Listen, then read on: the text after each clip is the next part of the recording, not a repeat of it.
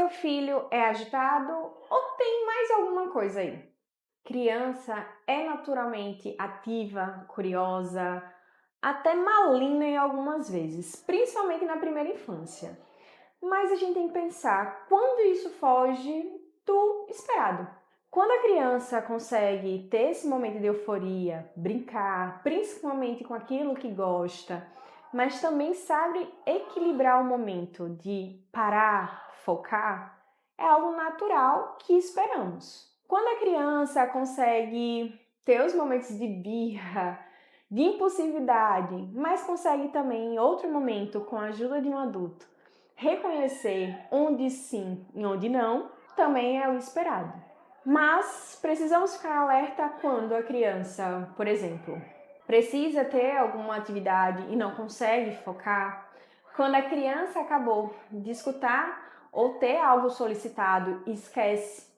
Quando a criança, com essa agitação exacerbada, acaba também atrapalhando certos vínculos, seja em casa, seja na escola, e acaba afetando por um lado negativo.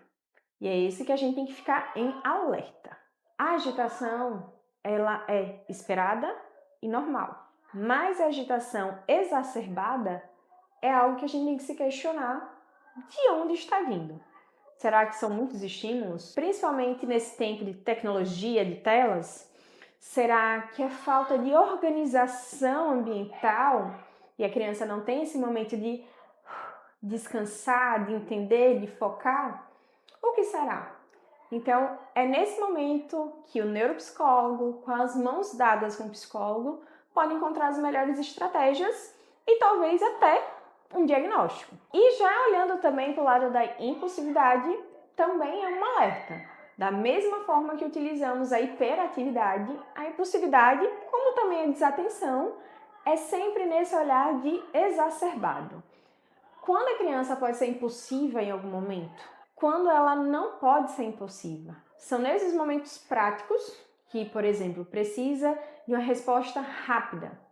Até pelo modo de sobrevivência, porque imagine, vou utilizar uma cena bem criativa agora, tá, gente? Imagina um carro vindo na nossa direção. Se a gente não tiver um comportamento impulsivo, um comportamento de sobrevivência, pode acontecer uma cena nada legal. Mas se a gente tiver um pensamento mais rápido, impulsivo, a gente vai conseguir se salvar e salvar o outro. Bem aleatório, mas é um exemplo. É a mesma coisa que a desatenção. Será que essa desatenção é uma desatenção mesmo?